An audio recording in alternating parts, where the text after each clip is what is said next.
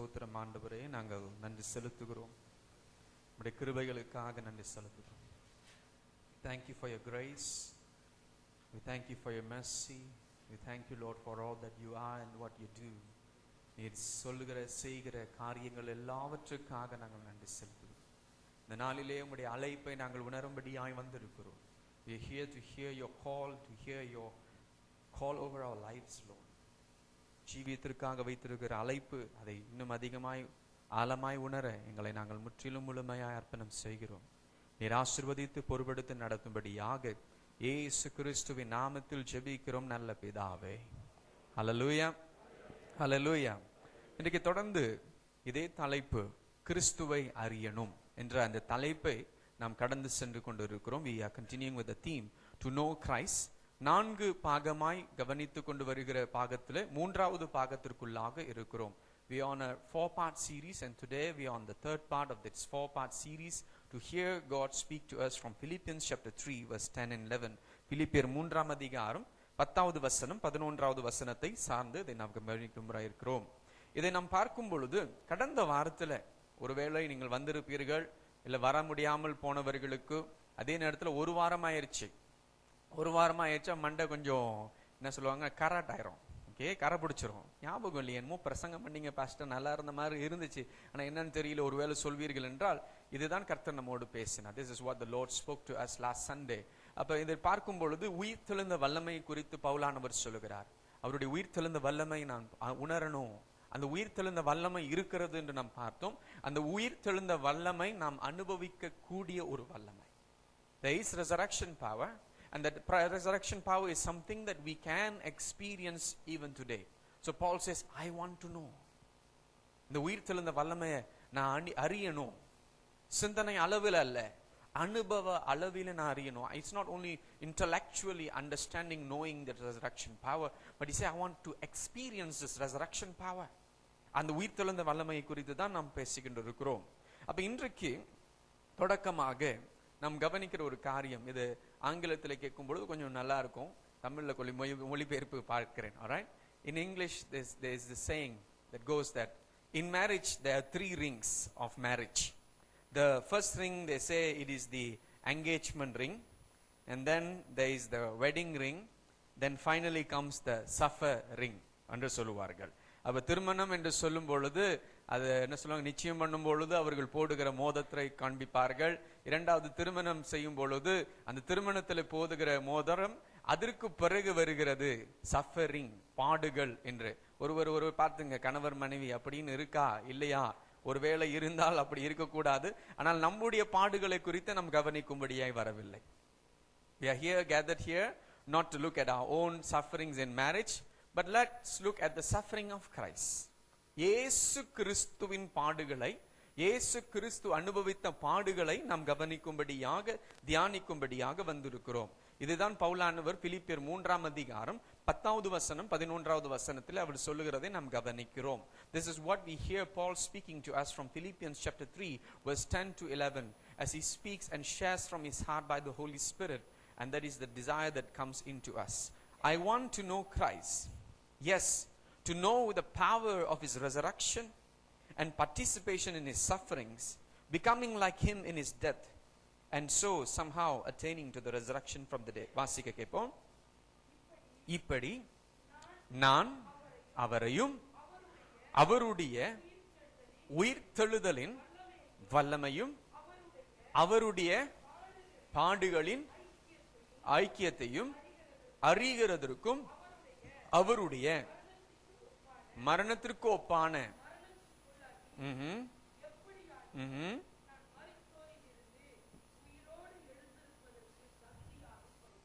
ஆமென். அப்ப இதுல நாம் பார்க்கிற ஒரு காரியம் என்னவென்றால், பவுல் கிறிஸ்துவினுடைய வல்லமை, உயிர்த்தெழுந்த வல்லமை மாத்திரம் விரும்பவில்லை. Paul is someone who did not only desire the power of resurrection, வல்லமை வேணும், பவர் வேணும் என்று சொல்லுகிறவர் மாத்திரமல்ல, அவருடைய பாடுகளை குறித்து அவர் பேசுகிறதை நாம் பார்க்கிறோம். We find him speaking about the sufferings of Jesus Christ. இயேசு கிறிஸ்துவினுடைய பாடுகள், அவருடைய பாடுகள் என்ற அந்த வார்த்தை அவர் பயன்படுத்துகிறார். அப்ப இயேசு கிறிஸ்துவின் பாடுகள் எப்படிப்பட்டது என்று நாம் ஒருவேளை இங்கே அமர்ந்து நன்றாய் அறிந்தவர்களாக இருக்கிறோம். we are seated here, we know about his sufferings. இப்பதான் குட் ஃப்ரைடே எல்லாம் முடிஞ்சிருச்சு, அழுது புலம்பி எல்லாம் முடிச்சிட்டோம். அவருடைய பாடுகள் எல்லாம் நல்லா நமக்கு தெரிஞ்சிருச்சு. Alright, we have just passed through Good Friday when we are reminded of his suffering, his death, what he went through, what kind of pain. We were emotional. அதில் நம்ம உணர்ச்சி வசப்பட்டு அவ்வளோ வேதனையா எல்லாம் அவ்வளோ பாடுகளா என்று நாம் நினைத்து பார்த்திருக்கிறோம். So when we look at this, we acknowledge Jesus suffered. இதெல்லாம் கவனிக்கும் பொழுது, வாசிக்கும் பொழுது, வேதத்தை ஆராய்ந்து பார்க்கும் பொழுது, இயேசு பாடு அனுபவித்தார் என்று நாம் எல்லோரும் ஏற்றுக்கொள்கிறோம், உலகமும் ஏற்றுக்கொள்கிற ஒரு காரியமா இருக்கிறது. ஆனால் இந்த பாடுகள் தற்செயலாய் நடந்த ஒரு காரியம் அல்ல. The suffering was not something that happened by accident, by chance at that moment. The suffering was prophesied. இந்த தீர்க்க தரிசனமாக உரைக்கப்பட்ட பாடுகள், தீர்க்க தரிசனத்தின் நிறைவேறுதல் தான் இயேசு கடந்து சென்ற பாடுகள். So the sufferings of Jesus Christ was prophesied, and his sufferings were a fulfillment of the prophecy. Where do we find this prophecy? We find it in Isaiah chapter 53 verses 3 to 5. ஏசாயா 53ஆம் அதிகாரம் 3ஆம் வசனத்திலிருந்து 5வது வசனத்தை வாசிக்கும் பொழுது இயேசு கிறிஸ்துவினுடைய பாடுகளை குறித்து அங்கே வாசிக்கிறோம்.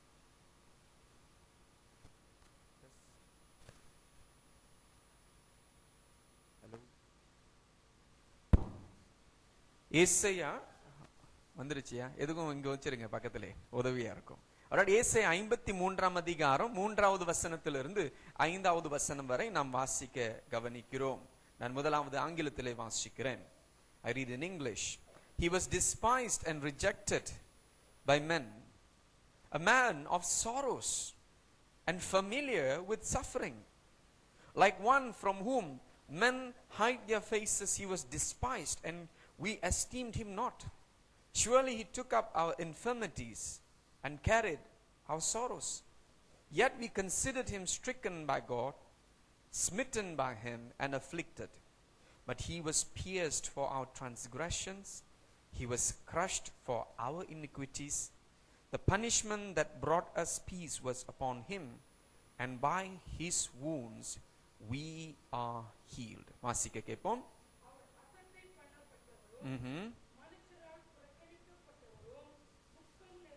துக்கம் நிறைந்தவரும் பாடு அனுபவித்தருமாயிருந்தார்.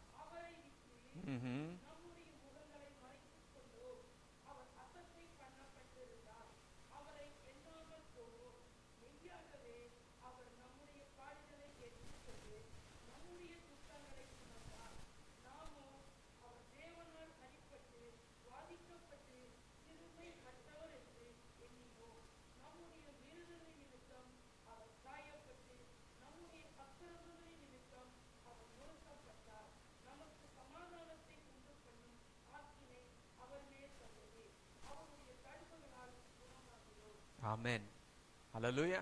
அப்ப இயேசு கிறிஸ்துவின் பாடுகள் தற்செயலாய் அந்த நேரத்தில் நடந்த ஒரு காரியம் அல்ல, தீர்க்க தரிசனமாய் உரைக்கப்பட்டு நிறைவேறுதலாய் நடந்த ஒரு காரியம். It is a prophetic fulfillment of the suffering of Christ. But yet he did not suffer because of what he did.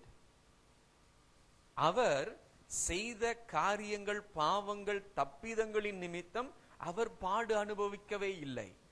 யார் செய்த தப்பிதனால, யார் செய்த தவறுனால, யார் செய்த பாவங்களினாலே அவர் பாடு அனுபவித்தார் என்றால், நாம் செய்த பாவத்தினாலே, நாம் செய்த துரோகத்தினாலே, குற்றத்தினாலே அவர் பாடு அனுபவித்ததை நாம் பார்க்கிறோம்.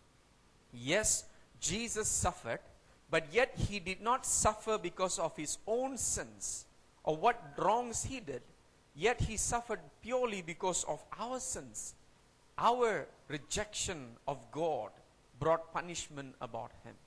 நம் தேவனை புறக்கணித்து அவரை தள்ளிவிட்டதினாலே, பாவம் செய்ததினாலே அவர் மேலே அந்த பாடுகள் சுமத்தப்பட்டது, அவர் கடந்து சென்றதை நாம் பார்க்கிறோம். So the sufferings is something that we want to think and consider today. ஆனால் அவருடைய பாடுகள் நாம் அதிகமாய் யோசிப்பது அல்ல, தியானிப்பது அல்ல. We do not really think much about his meditation we like God's blessings, not his sufferings. தேவனுடைய ஆசீர்வாதங்கள் என்று சொன்னால் அதிகமாய் நாம் விரும்புகிற ஒரு காரியம். தேவனுடைய பாடுகள், அவருடைய பாடுகள் என்று சொன்னால் அதிகமாய் விரும்பாத ஒரு காரியம். ஏன்னா நமக்கே நம்ம வாழ்க்கையில கஷ்டம் பாடு என்று சொன்னால் பிடிக்காத ஒரு காரியம். Naturally, all of us, we do not like to suffer. All of us do not like to go through difficult times. It is quite natural in human beings. But being children of God is quite different. தேவ பிள்ளைகளா இருக்கும் பொழுது வித்தியாசமான ஒரு பார்வையிலே கவனிக்கிறோம். அப்ப பிலிப்பியர் 3ஆம் அதிகாரம் 10வது வசனத்திலே சொல்லுகிறார், I want to know Christ. Pavul சொல்லுகிறார், I want to know Christ, yes, to know the power of his resurrection and participation in his sufferings. அவர்களுடைய பாடுகளின் ஐக்கியத்திலும் என்று சொல்லுகிறார். அப்ப யோசித்து பாருங்க, யாராவது பாடு அனுபவிக்கணும்னு ஆசைப்படுவாங்களா? கஷ்டம் வரணும், காலேஞ்சு ஆண்டவரே இன்னைக்கு ஒரு 10 கஷ்டத்தை அனுப்புங்க ஆண்டவரே, யாராவது ஜெபிச்சிருவீங்களா? Do any one of us pray, wake up in the morning and say, God, send me 10 types of troubles today I want to face?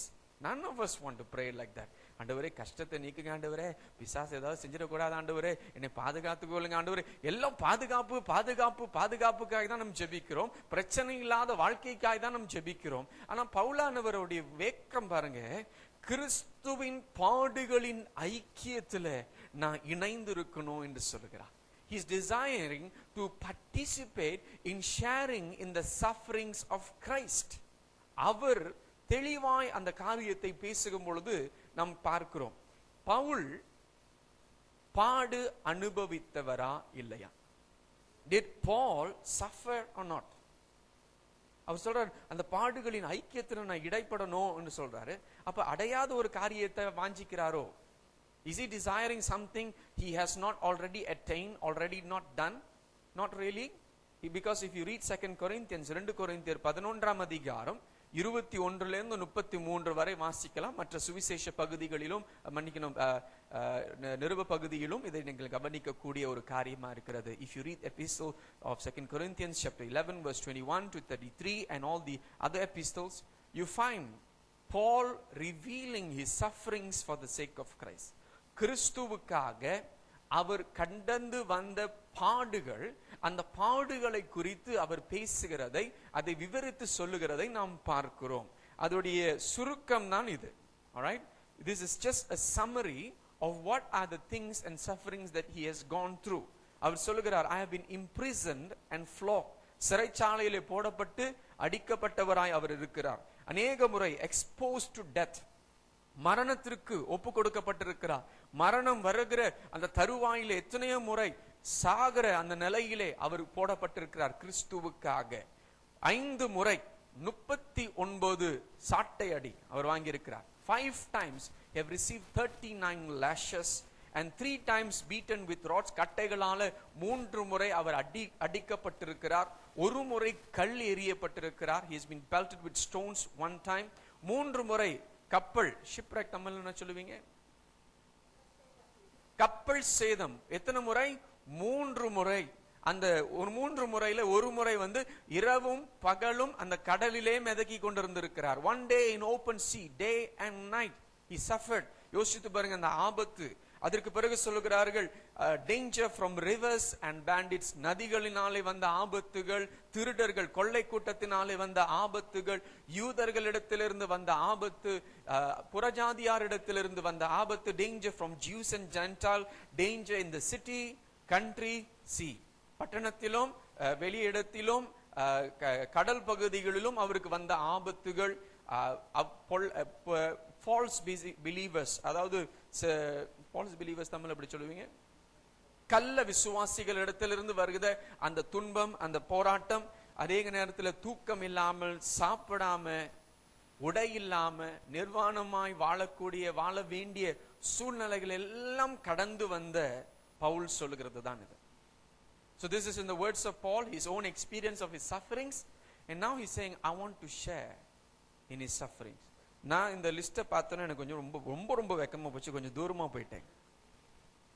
இதுக்கும் நமக்கு சம்மதமே இல்லையா? இன்னைக்கு தலைவலிலாம் பெரிய பாடுன்னு நினைச்சுக்கிறோம். we think headaches, ஐயோ பாஸ்டர் தலைவலி, சர்ச்சுக்கு வர முடியல, இதுக்காக செபிங்க அப்படின்னு சொல்றோம். அது பெரிய பாடுன்னு நினைக்கிறோம். ஆனா அந்த பாடுகள் எல்லாம் இந்த பாடுகளுக்கு ஒப்பிட்டு பார்க்கும் பொழுது, கிறிஸ்துவின் பாடுகளுக்கு ஒப்பிட்டு பார்க்கும் பொழுது சின்ன காரியமா, அது ஒண்ணுமே இல்லாத மாதிரி போயிருது. Alright, when we compare our own sufferings, some of us may say, my headache, I couldn't come to church, pastor please pray for me, may be valid. But when you compare to the sufferings that Paul went through, endured, and the sufferings that Jesus endured, it is meaningless. It becomes something that is nothing. அவர் பட்ட பாடுகள், அவர் பட்ட பாடுகளின் ஐக்கியத்துல பவுலானவர் அந்த பாடுகளை தேடி போல, ஆனா கிறிஸ்துவுக்காக வாழ்ந்ததுனால அந்த பாடுகளை அனுபவித்தார். ஆமென். Alright, he did not go looking for suffering. He is not a masochist. Alright, masochist na அந்த பாடுகளை தேடி தங்களை அடித்துக் கொள்கிறவர்கள், அப்படிப்பட்டவர் அல்ல. Alright, he is not somebody who likes to make himself suffer, but yet when he lives for Christ, he preaches about Christ, he suffers. கிறிஸ்துவுக்காக வாழும் பொழுது, கிறிஸ்துவுக்காக போராடும் பொழுது, கிறிஸ்துவை அவர் பிரதிபலிக்கும் பொழுது அவருக்காக பட்ட பாடுகள், அந்த பாடுகளின் ஐக்கியம், the participation in his suffering, அவருக்காக பாட அனுபவிப்பது எனக்கு ஒரு சந்தோஷம் என்று அவர் சொல்லக்கூடிய ஒரு காரியம். அதே பிலிப்பியர் 1ஆம் அதிகாரம் 3ஆம் அதிகாரம் 10 அதை வாசித்தோம். 1ஆம் அதிகாரம் 29ஆம் வசனத்திலே அவர் சொல்லுகிற காரியத்தை நாம் கவனிக்கும். Philippians chapter 1 verse 29, for it has been granted to you on behalf of Christ not only to believe on him but also to suffer for him. வாசிங்க. ஏனெனில் கிறிஸ்துவின் இடத்தில்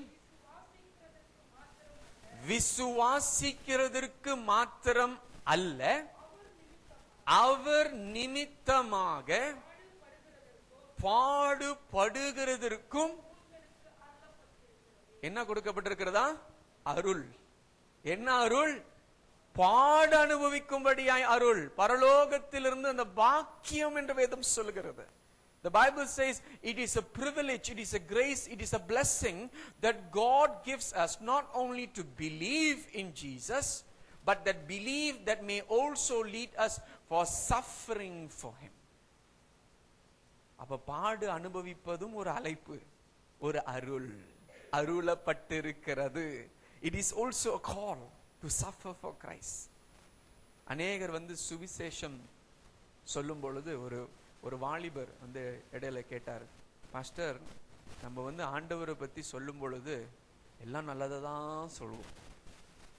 என்ன சொல்லுவோம்? அவர் நல்லவரையா, நீங்க வந்தீங்கன்னா நல்லா இருப்பீங்க, உங்க வாழ்க்கை மாறிடும், உங்க ஆசீர்வாதமா இருப்பீங்க, நீங்க வாளாக்காமல் கீழாக்காமல் எல்லாவற்றிலும் உங்களை ஆசீர்வதிக்கவே ஆசீர்வதிப்பார் என்று சொல்லி அவங்களை அப்படியே நம்ம கூட்டிட்டு வந்துட்டு, இந்த கதையெல்லாம் சொல்ல மாட்டோமே பாஸ்டர் அப்படின்ற. உண்மையான சிந்திக்க வேண்டிய ஒரு கேள்வி, கிறிஸ்துவ வாழ்க்கையில பாடுகள் இருக்கா இல்லையா? நீங்க சொல்லுங்க. இருக்கு. எல்லாரும் மேலும் சூரியன் உதிக்கிறது போல, எல்லாரும் மேலும் மழை பெய்கிறது போல, கிறிஸ்துவர்கள் மேலையும் மழை பெய்யுது. யாராவது மழை பெய்யாம இருக்கா? நீங்க நடந்து போகும் பொழுது, நான் கிறிஸ்துவன், என்னால எனக்கு மழை பெய்யலன்னு சொல்ல முடியுமா? இல்ல வெயில் அடிக்கலன்னு சொல்ல முடியுமா? எல்லாருக்கும் பாடு இருக்கிறது. அப்ப வேதம் சொல்லுகிறது, கிறிஸ்துவை விசுவாசிக்கிறவர்கள் அவருக்காக பாடு அனுபவிக்கும்படியாக நமக்கு அருளப்பட்டு இருக்கிறது. We are called and given the privilege not only to believe but yet also to suffer for him. ஆனால் அதற்கு பிறகு 2 தீமோத்தேயு 3ஆம் அதிகாரம் 12ஆவது வசனம் மாத்திரம் வாசிக்கும் பொழுது கவனிக்கிறோம், in fact everyone who wants to live a godly life in Christ Jesus will be persecuted. எப்படிப்பட்ட கிறிஸ்துவ வாழ்க்கை துன்பத்திற்குள்ளாக கடந்து போகக்கூடும் என்று வசனம் சொல்லுகிறது. What type of life will be highly probable to experience persecution and suffering? வாசிங்க. அன்றியும் கிறிஸ்து இயேசுவுக்குள் தேவ பக்தியாய் நடக்க மனதா இருக்கிற யாவரும். எப்படி வாழ மனதா இருக்கிறாங்க? கிறிஸ்து இயேசுவுக்குள் தேவனுக்குள் பக்தியாய். எப்படி பக்தியாய்? அவரை பற்றி கொள்ளுகிற ஒரு ஜீவியம், அவர்தான் என்று சொல்லுகிற ஒரு ஜீவியம், a life that holds on to him. அப்ப அந்த வசனத்தை மீண்டுமாய் வாசியுங்கள். அன்றியும் கிறிஸ்து இயேசுவுக்குள் நடக்க மனதா இருக்கிற யாவரும் இல்லையம்மா? அப்படியா? நான் நினைச்ச ஆசீர்வதிக்கப்படுவார்கள் என்று சொன்னால. ஆனா வேதம் மறைமுகமா எதையும் மூடி மறைக்கிறது. The scripture does not cover up anything. It speaks the truth. சத்தியத்தை பேசுகிறது. நாம் தான் மூடி மறைத்து சுவிசேஷத்தை சில நேரத்தில் சொல்லிவிடுகிறோம், மறைமுகமாய் சொல்லிவிடுகிறோம். அவங்கள உள்ளுக்குள்ள வந்த உடனே நினைக்கிறாங்க, என்ன பாஸ்டர் கஷ்டமே இல்லாத நினைச்சீங்க, இல்ல கஷ்டம் மேல கஷ்டம், பிரச்சனை மேல பிரச்சனை. ஆமா, இவ்வளவு நாள் பிசாசுக்கு ஃப்ரெண்டா இருந்தோம், இப்ப எதிரி ஆயிட்டோம். பிசாசு விடுவானா? பிரச்சனை கொடுப்பானே? நிச்சயமாகவே. அப்ப கிறிஸ்து இயேசுவுக்குள் தேவ பக்தியாய் வாழ மனதாய் இருக்கிறவர்கள் வேதம் என்ன சொல்லுகிறது? துன்பப்படுவார்கள். ஆமென். ஆனால் கிறிஸ்துவுக்குள் உண்மையாய் தேவ பக்தியை வாழ விரும்புகிறவர்களுக்கு, ஏனோ தானமா அலட்சியமாய் வாழ விரும்புகிறவர்களுக்கு துன்பம் இல்லை. ஆப்ஷன் இருக்கு ஐயா, சாய்ஸும் இருக்கு பாருங்க. சும்மா பேர் கிறிஸ்துவனாய் வாழ்ந்துட்டு போயிரும், துன்பமே இருக்காது. We can live namesake Christian life, no suffering, no persecution, no difficulty, very easy. But Paul says, I don't want that life.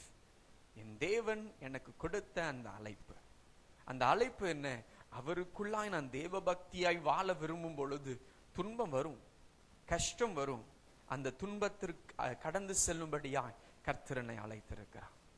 God has called me to live a life that endures suffering, that goes through suffering. Suffering is something that I expect as a Christian. ஒரு கிறிஸ்தவனாக நான் பாடை எதிர்பார்க்க வேண்டிய ஒரு வாழ்க்கையாக இருக்க வேண்டும்.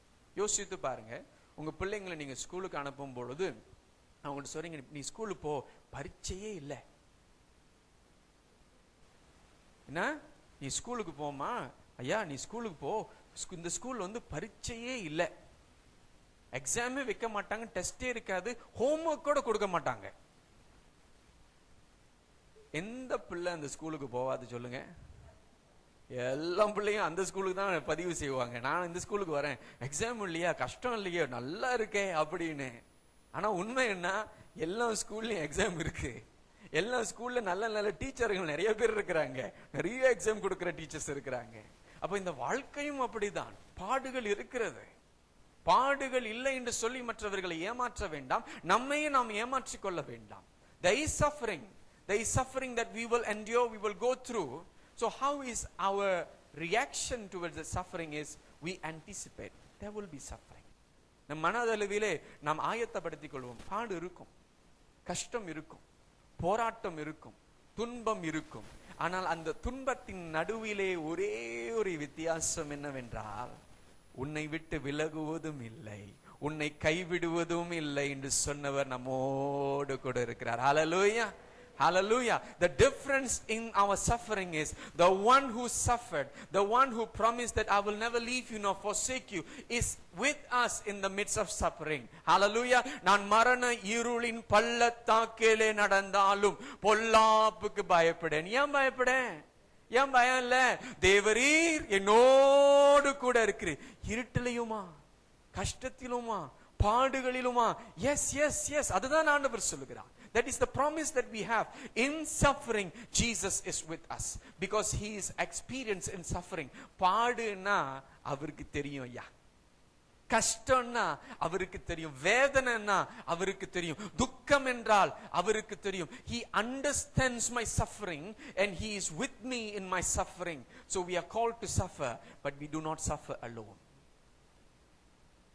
பவுலானவர் திருச்சபைகளை துன்பப்படுத்தி கொண்டிருக்கும் பொழுது இயேசு அவரை சந்திக்கிறார். Paul persecutes the church. Jesus meets him. இயேசு அவரிடத்தில் என்ன சொல்கிறார்? யாரை துன்பப்படுத்தினாரு? சபையை தானே. He was persecuting the church. ஏன் என்னை துன்பப்படுத்துகிறார்? Why do you persecute me? Why? ஆண்டவர் ஆண்டவர் தம்முடைய சபையோடு இணைந்து சொல்லுகிறதை பார்க்கிறோம். Jesus participates with his church in that suffering and says, when my church suffer, I suffer. When my children suffer, I suffer. என்னுடைய பிள்ளைகள் பாடு அனுபவிக்கும் பொழுது, அந்த கஷ்டத்தை அனுபவிக்கும் பொழுது, அந்த பாடுகளிலே நானும் ஐக்கியமாய் இருக்கிறேன். அதனால தான் பவுல் சொல்கிறார், அவருடைய பாடுகளின் ஐக்கியத்திலும், அவருடைய பாடுகளை கடந்து செல்லும் பொழுது, அவருக்காக கஷ்டத்தை கடந்து செல்லும் பொழுது அவரோடு இன்னும் ஐக்கியமாய் மாறுகிறேன். When I share in his suffering, when I participate in his suffering, I become closer in my relationship, in my walk with him. துன்பம் கஷ்டத்தை கடந்து வகை வகையான பிரச்சனைகளை நாம் கடந்து வந்திருக்கிறோம். கிறிஸ்துவுக்காக இந்த உலகத்தில் உண்மையாய் வாழ விரும்புகிறோம், வாஞ்சிக்கிறோம். ஆனா பாடுகள் மேல பாடுகள். ஆனால் அதை அனுமதிக்கிறதும் அதே ஆண்டவர் தான். ஆண்டவருக்கு தெரியாம நடக்கிறதல்ல. We do endure suffering, but yet it is the Lord who allows and permits the suffering. It is not something that is unknown to him. He knows. ஆனால் அதை எதற்காக அனுமதிக்கிறார் என்றால், அந்த துன்பத்தின் மூலமாய் நம்ம ஜீவியத்தில் ஒரு மாற்றத்தை கொண்டு வரும்படியாய் அனுமதிக்கிறார். He allows and permits the suffering so that that suffering will bring about something, a transformation that the Lord wants to do. இப்போ இந்த பாடுகள் வரும் பொழுது என்ன செய்யணும்? எதிர்பார்க்கணும். எக்ஸ்பெக்ட். ஆமா வரும், கஷ்டம் வரும். ஊழியம் செய்யும் பொழுது சபைக்குள்ளேயோ வெளியோ எங்க இருந்தாலும் பாடுகள் வரும், கஷ்டம் வரும். ஆனால் அந்த பாடுகள் வரும் பொழுது 1 பேதுரு 4:13 சொல்லுகிறது, எப்படி அந்த பாடுகளை நாம் சந்திக்க வேண்டும். How do we face the suffering? How do we face persecution? How do we face the trials that come along our way for the sake of Jesus Christ? In 1 Peter chapter 4:13 it says, but rejoice inasmuch as you are partakers of Christ's sufferings, that when his glory shall be revealed. அந்த குறிப்பாக ஒரு வார்த்தை அங்க சொல்லப்படுகிறது. அவருடைய பாடுகளை அனுபவிக்கும் பொழுது நாம் என்ன செய்யணுமா? வாசியுங்கள்.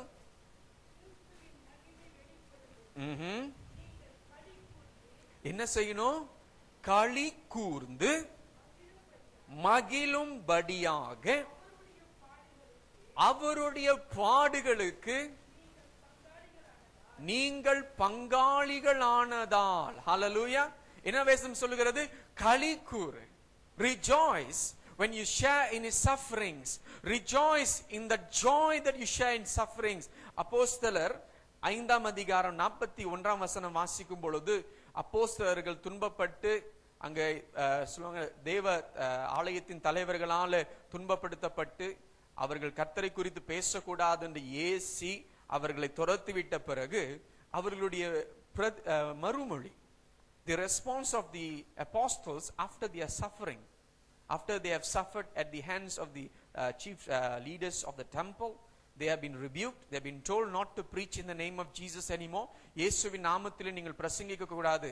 இப்ப இயேசுவுக்காக துன்பத்தை அனுபவித்து வந்தவர்கள் ஒருவேளை என்ன சொல்லியிருக்க கூடும்? ஐயோ, இவருக்காக நான் எவ்வளவு கஷ்டப்படுறேனே.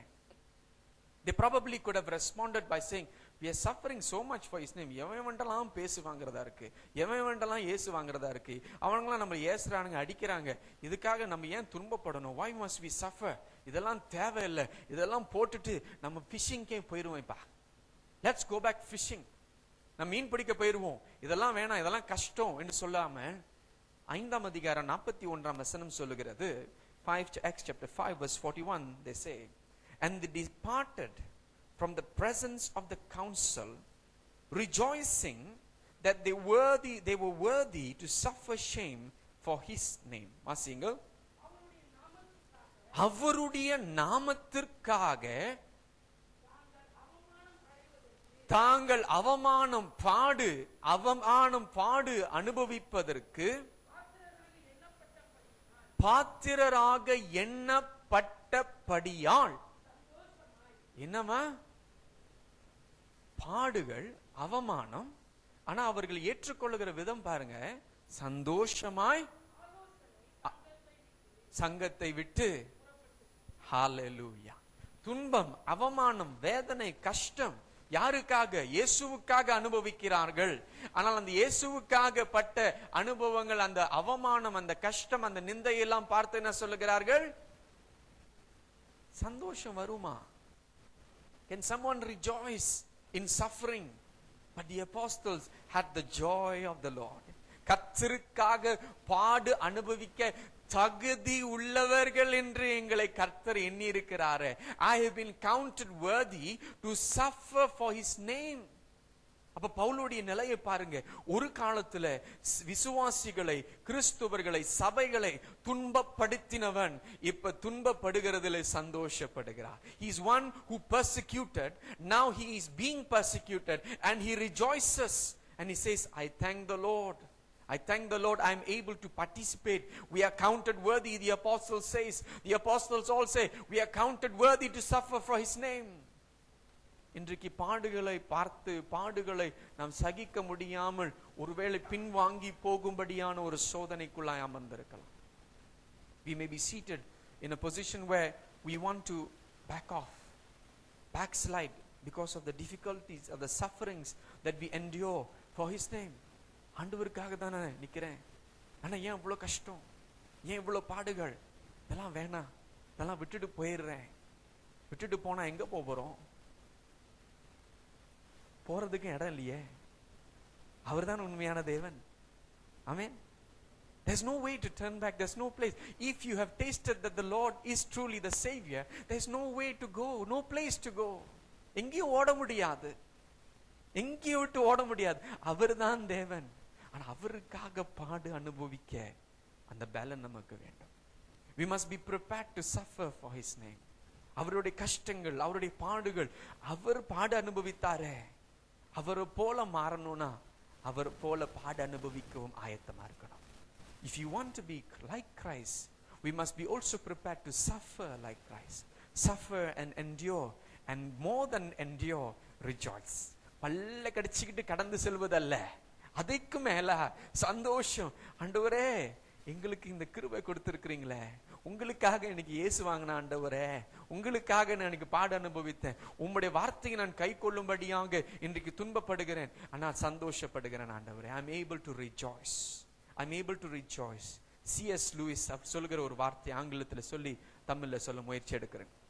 He says, hardships often prepare ordinary people for an extraordinary destiny. பாடுகள் சாதாரண மக்களை extraordinary destiny எப்படி சொல்லுவீங்க? அசாதாரணமான ஒரு இலக்குக்குள்ளாக, ஒரு திசைக்குள்ளாக இந்த பாடுகள் நம்மை ஆயத்த பண்ணுகிறது. Hardships is God permitted. Hardships, but yet hardships is temporal. இந்த பாடுகள் நிலையான பாடுகள் அல்ல, இந்த கஷ்டங்கள் நிலையான கஷ்டங்கள் அல்ல. ரோமர் 8:18 அதுதான் பவுல் சொல்லுகிறார். In Romans chapter 8 verse 18 he says that the sufferings that we go through now, maybe a day, maybe a year, maybe 10 years, maybe 30 years, பாடுகள், கஷ்டங்கள், போராட்டங்கள், ஆனால் அந்த பாடுகள், அந்த கஷ்டங்கள் நிலையானது அல்ல. ஆனால் வரும் மகிமை, வாசியுங்கள் அந்த வசனத்தை, நான் வாசிக்கிறேன் ஆங்கிலத்தில். I reckon that the sufferings of this present time are not worthy to be compared to the glory which shall be revealed. In Romans 8:18 வாசியுங்கள்.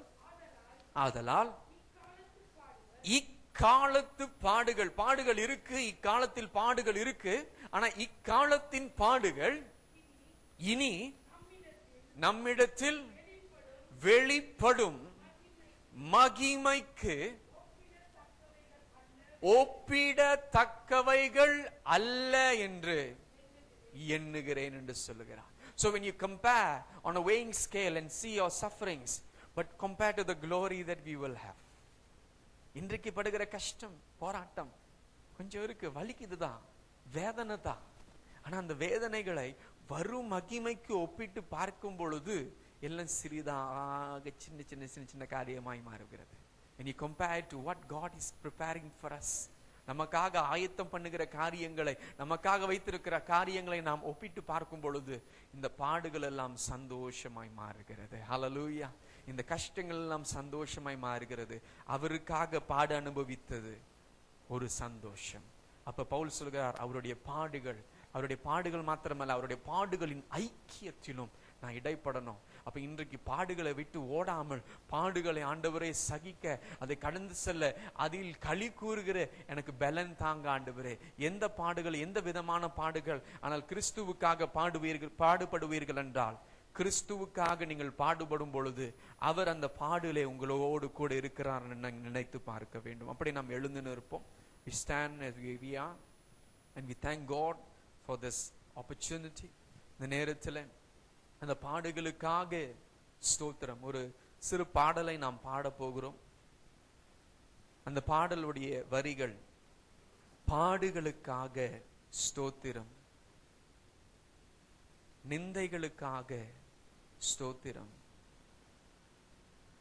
அந்த பாடுகளுக்காக நாம் நன்றி செலுத்துவோம். ஸ்தோத்தரிக்கிறோம் ஆண்டவரே, உம்மை ஸ்தோத்தரிக்கிறோம். உமக்கு நாங்கள் நன்றி செலுத்துகிறோம். உம்முடைய கிருபைகளுக்காக நன்றி செலுத்துகிறோம். பாடுகளுக்காக ஸ்தோத்திரம் என் இயேசுவே, பாடுகளுக்காக ஸ்தோத்திரம். இந்த வேளையில நினைத்து பாருங்க, இயேசுவுக்காக எவ்வளோ பாடு அனுபவித்திருக்கிறீங்க, எவ்வளோ கஷ்டங்கள் அனுபவித்திருக்கிறீங்க. உங்களை புறக்கணித்திருக்கிறாங்களா? அவருக்காக ஊழியம் செய்யும் பொழுது இவ்வளவு வேதனைப்படுத்தி இருக்கிறாங்க. மனிதர்கள் சொன்ன வார்த்தை, பிசாசினால வந்த பிரச்சனைகள் நிமித்தம் எத்தனையோ இரவுகள் தூங்காமல் போராடி கொண்டிருக்கிறீங்களே. ஆனா அந்த பாடுகளை கண்டு அது நம்மை வேதனைப்படுத்தாதபடி அந்த பாடுகளே மேல் செல்லும் படிகளாய் கர்த்தர் மாற்ற விரும்புகிறார். பாடுகளுக்காக நன்றி செலுத்துவோம். என்னால் கர்த்தர் அனுமதித்த காரியங்களுக்காக நன்றி செல்லும். பாடுகளுக்காக ஸ்தோத்திரம் என் இயேசுவே,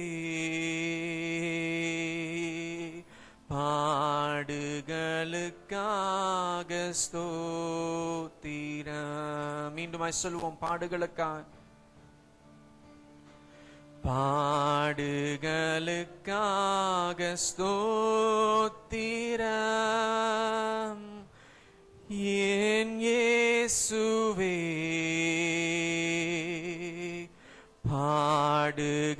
பாடுகளுக்காக ஸ்தோத்திரம்.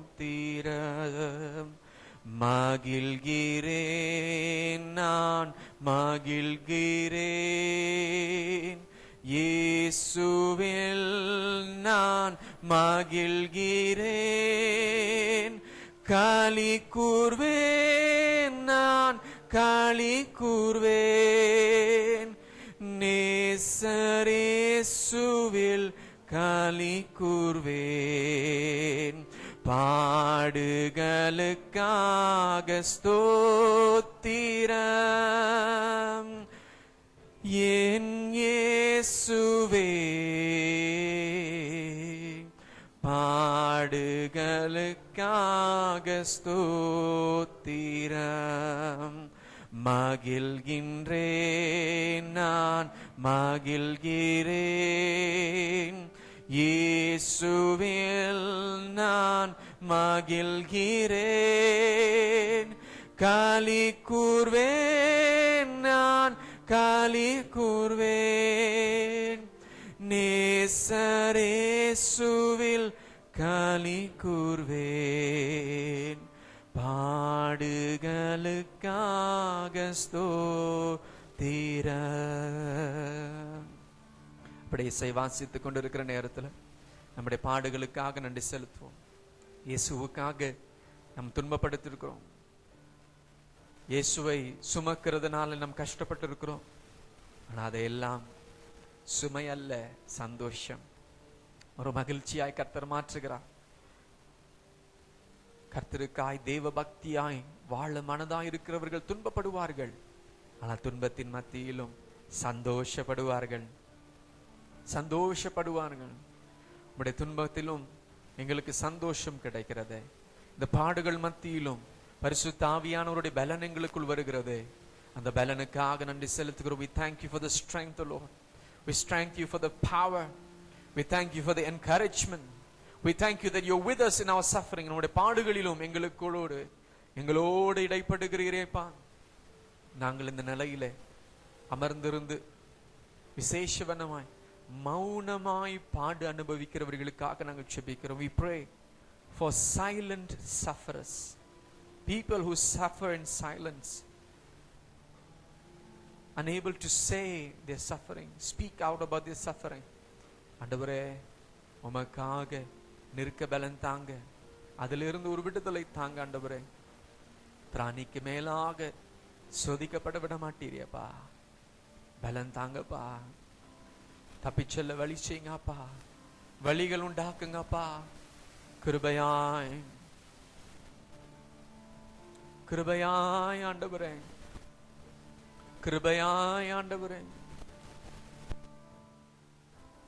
கிருபையாய் ஆண்டவரே. மீண்டுமாய் பாடுகளுக்காக ஸ்தோத்திரம்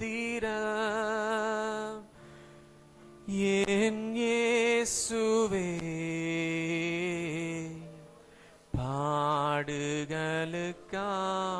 ஸ்தோத்திரம். மீண்டுமாய் நன்றி செலுத்துகிறோம். எங்களை ஒருமனப்படுத்தும், எங்களை பலப்படுத்தும், உற்சாகப்படுத்தும். அவருடைய பாடுகளின் ஐக்கியத்தில் நாங்கள் இணைந்து இயேசு கூட நடக்க, எங்கள் கர்த்தரை போல நடக்க, கர்த்தரை போல மாற்றப்பட எங்களை அர்ப்பணம் செய்கிறோம், முழுமையாய் அர்ப்பணம் செய்கிறோம். இயேசு கிறிஸ்துவின் நாமத்தில் ஜெபிக்கிறோம் எங்கள் நல்ல பிதாவே, ஆமென்.